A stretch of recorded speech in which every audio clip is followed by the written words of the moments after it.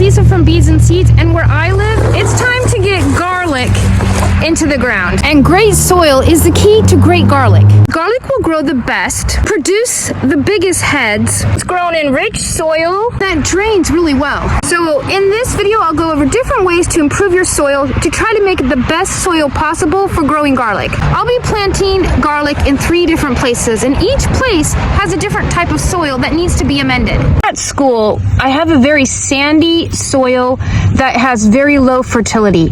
It drains too quickly, and it doesn't have much to nourish the plants. Here at my home garden, my soil is very heavy clay. Kind of hard to believe that this is my actual garden and that ducks swim in it all winter long. I also have a bunch of containers that I need to get ready. Ideal soil for garlic is a sandy loam that drains well, yet retains moisture. It's like the ideal soil for most plants, yet most of us don't have that. However, we can amend our soil so that wherever soil we do have, we can try to create the best possible soil to grow the best possible garlic in our own gardens. Really quick, before you get your soil ready, make sure that you get at least a very bare minimum of 6 hours of sunlight in that spot every day. So in this video, I'll show you how I'm going to amend each one to try to make the best soil possible. To increase the fertility, I want to add a nice layer of compost.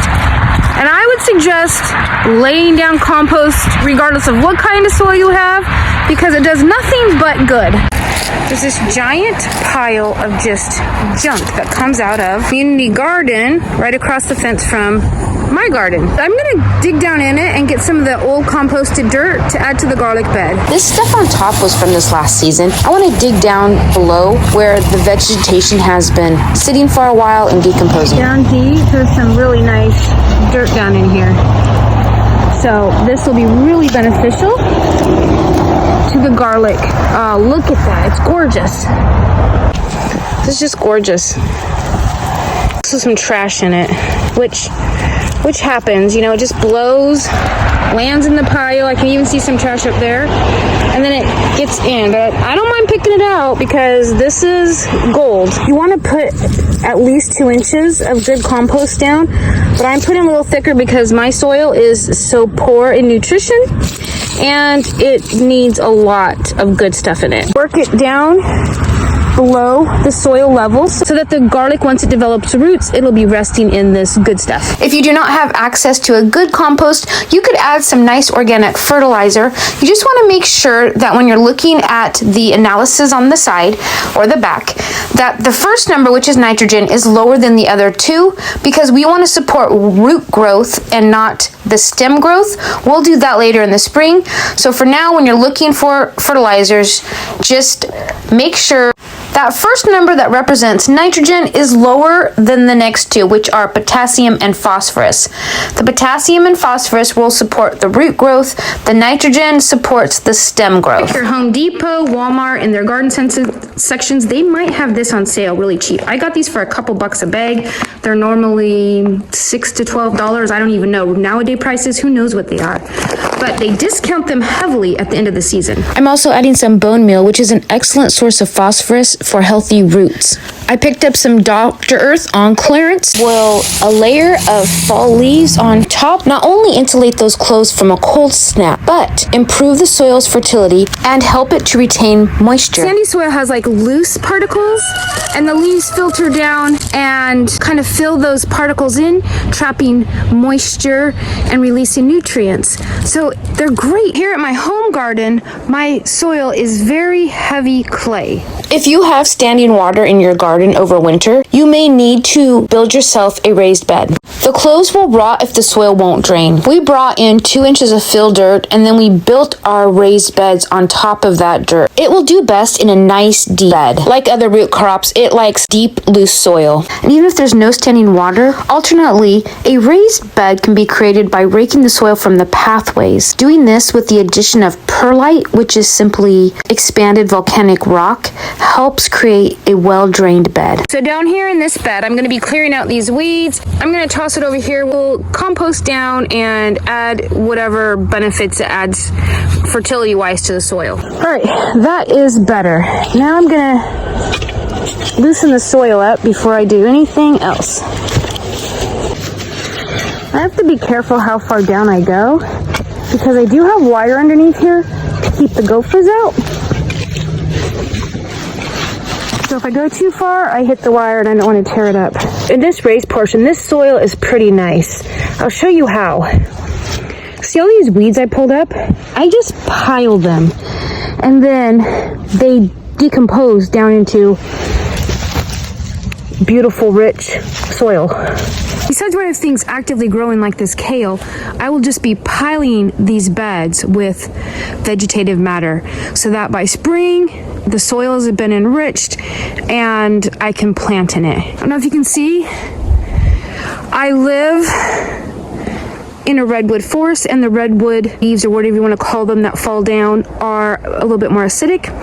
Great for blueberries, but not great for a lot of things. So the eggshells are mostly made up of calcium carbonate, just like lime, and so it helps neutralize the soil. So I will be adding a little bit of dried eggshell along with bone meal underneath the rows where I'm going to be planting the garlic. A little bit of bone meal. Between now and Christmas, be checking your box stores like Home Depot, Walmart for discounts. I got these for pennies on the dollar at the end of the year. I do not know why they discount them. I can't imagine they go bad, so keep your eyes open. You'll also want to add some compost a couple inches to clay soil. Garlic are very heavy feeders. I'm going to cover it with these leaves. These leaves do a fantastic job at aerating the soil.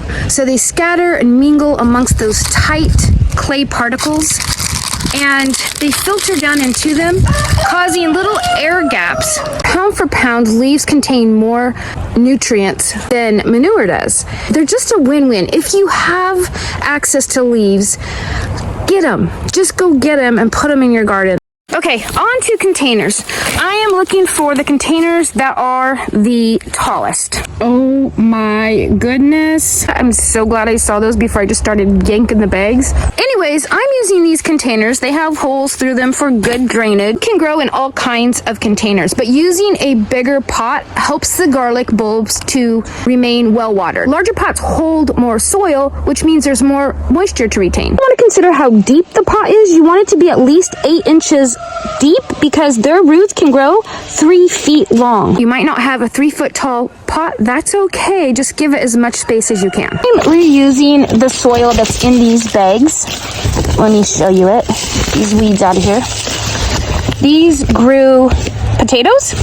It's a really nice consistency. It's potting soil with some perlite mixed in, but it does need to be amended. I've already grown potatoes in it this last summer. I'm gonna be amending with some fertilizer. Ideally, I would just add compost into here. I would take about 1/4 of the soil out, put the compost in, and mix it all together. But I'm out here at home. I go through it quicker than I can make it myself. So fertilizer it is for the containers. It's just like the one I showed you earlier in the video. It has the lower nitrogen and the higher phosphorus and potassium. A 16-inch pot, it says 1.5 cups of this stuff. So I'm just gonna make myself a little hole down in here, pour some in. Might have been a little bit more than that, but then I'm just gonna try to work it down into the soil. We'll also be adding some bone meal. It tells me every plant needs about a tablespoon beneath where they're going to be planted. Plant 4 in here, so I'm just gonna dig down in there and put some in there. I'm not the most precise human in the world, and then I'll just put my garlic in.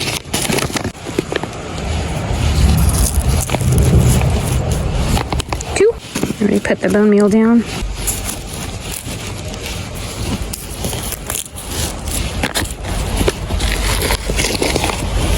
Ta-da, all planted. If you're starting, you don't already have some soil that you've already been using, go get some good potting soil.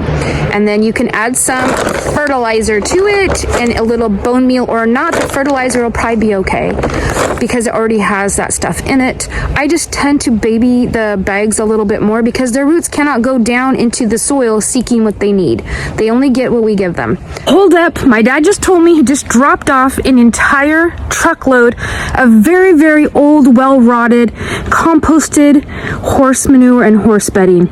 It's like Christmas. Let's go. I know I'm not the only human who gets very excited getting delivered a big giant pile of poo. That looks like plenty for my garlic bags. I guess I will be planting some garlic without the fertilizer, with just this composted manure, I can compare the two.